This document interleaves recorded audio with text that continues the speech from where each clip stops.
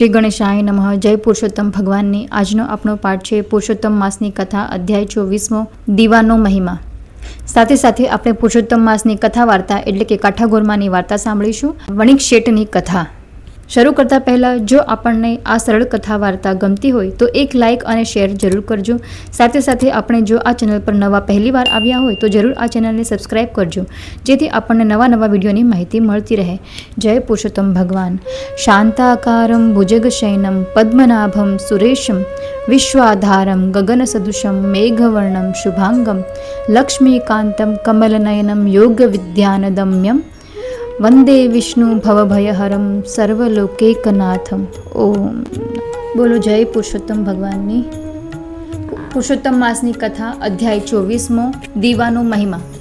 સુત્ત પુરાણી બોલ્યા, હે શૌનકાદિ મુનિઓ, મણિગ્રીવે પોતાનું જીવન વૃત્તાંત ઉગ્રદેવને જણાવ્યા પછી કહ્યું, મારા આ દારિદ્ર્યનો નાશ થાય અને હું વૈભવશાળી બનું, સુખપૂર્વક જીવન ગાળી શકું તેમ કરું.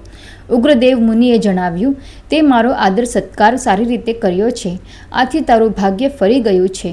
હવે તારા ભાગ્યનો ઉદય થશે. આ મહિનાથી ત્રીજો મહિનો પુરુષોત્તમ માસ આવે છે. આ માસમાં તમે બંને ભક્તિભાવથી પુરુષોત્તમ વ્રત કરજો. દરરોજ ઘીનો દીવો કરજો. જો ન બની શકે તો તલના તેલનો દીવો કે ઇગોરિયાના તેલનો દીવો કરજો. પુરુષોત્તમ માસમાં દીપદાનનો મહિમા ઘણો મોટો છે. આ દીપદાનથી સંપત્તિ, ધન, ધાન્ય, સંતતિ, કીર્તિ આદિ પ્રાપ્ત થાય છે. દીપદાનથી કુમારિકાને સુંદર અને ગુણવાન પતિ મળે છે. પરણયેલ સ્ત્રી અખંડ સૌભાગ્યવતી બને છે. રોગીને તંદુરસ્તી મળે છે. પુત્રહીનને પુત્રની પ્રાપ્તિ થાય છે. વિદ્યાર્થીને વિદ્યા અને તપસ્વીઓને મોક્ષની પ્રાપ્તિ થાય છે. આ માસમાં દીપદાન કરવાથી 16 ગણું પુણ્ય હાંસલ થાય છે.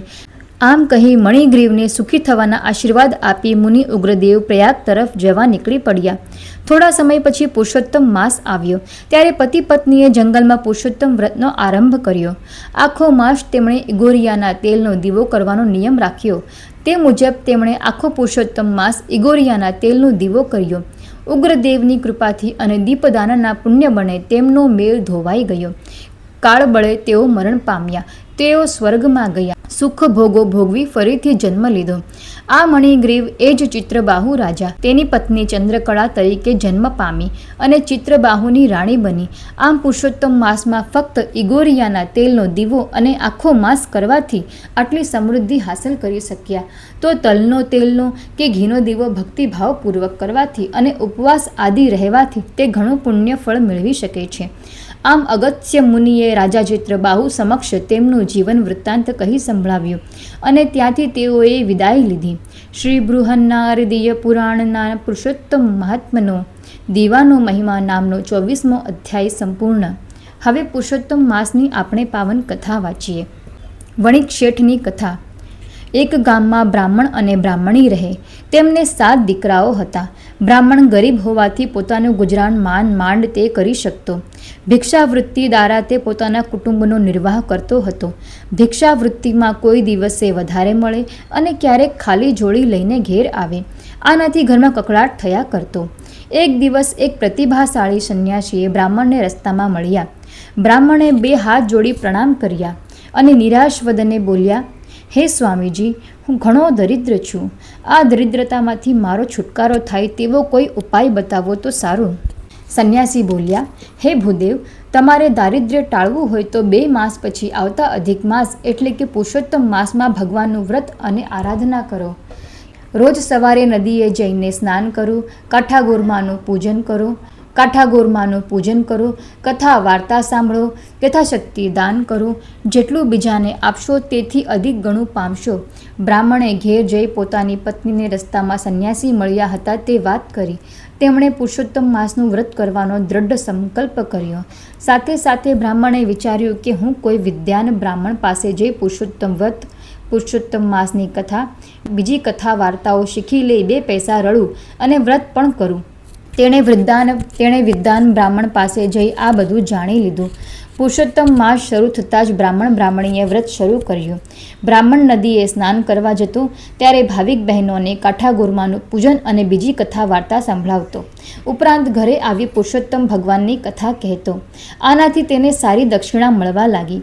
અનાજ, કપડાં, ફળો અને રોકડ રકમ પણ મળતી. પડોશમાં એક વણિક શેઠ રહેતા હતા. તેમને સંતાનમાં 5 દીકરીઓ હતી. એક પણ દીકરો ન હતો. વણિક પત્ની ગર્ભવતી હતી. તે બ્રાહ્મણની કથામાં જતી.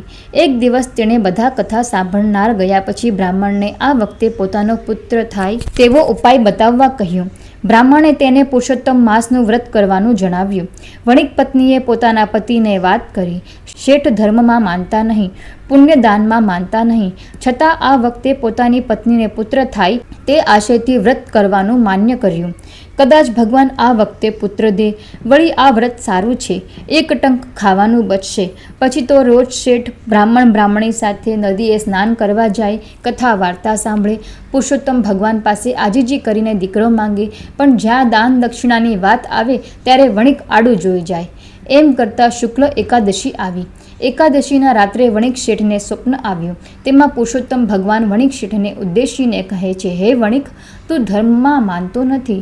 તારી પાસે અઢળક સંપત્તિ હોવા છતાં કંઈ દાન કરતો નથી. તેથી તને પુત્ર સુખ પ્રાપ્ત થતું નથી. તે મારું વ્રત કર્યું છે, તેથી હું તારા ઉપર પ્રસન્ન થયો છું. હું કહું તેમ કરીશ તો અવશ્ય તને પુત્ર પ્રાપ્તિ થશે. તારે ત્યાં પુત્રનો જન્મ થાય ત્યારે તારા પુત્રના ભારોભાર સોના મહોરો તોડીને તારી પડોશમાં રહેતા અને મારું વ્રત કરતા બ્રાહ્મણને આપજે.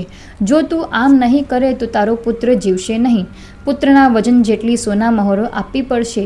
તેથી વણિક શેઠનું મન નારાજ થયું, પણ પુત્ર પ્રાપ્ત થશે તે જાણી અતિ આનંદ થયો. પૂનમના દિવસે શેઠાણીએ પૂનમના ચાંદ જેવા દીકરાને જન્મ આપ્યો. શેઠના આનંદનો પાર ન રહ્યો. દાયણે જ્યારે પુત્ર જન્મના સમાચાર આપ્યા કે શેઠે તેને પોતાની આંગળીમાંથી વીંટી કાઢીને ભેટ આપી. પુરુષોત્તમ ભગવાનની પૂજા કરી અને દિલ ખોલીને ગરીબ ગુરબાને દાન દીધા. પછી બ્રાહ્મણીને પોતાને ત્યાં બોલાવી પુત્રના વજન જેટલી જ સોના મહોરનું દાન કર્યું. બ્રાહ્મણનું દારિદ્ર્ય ટળ્યું. આખી જિંદગી બેઠા બેઠા ખાય તેટલું ધન તેને મળ્યું. બ્રાહ્મણી અને શેઠ શેઠાણીએ આજીવન પુરુષોત્તમ માસ વ્રત કરવાનો સંકલ્પ કર્યો. પુરુષોત્તમ કી આસ એક દૂજ આશ નિરાશ, નદી કિનારે ઘર કરો કબહુ ન લાગે પ્યાસ. બોલો પુરુષોત્તમ ભગવાનની જય.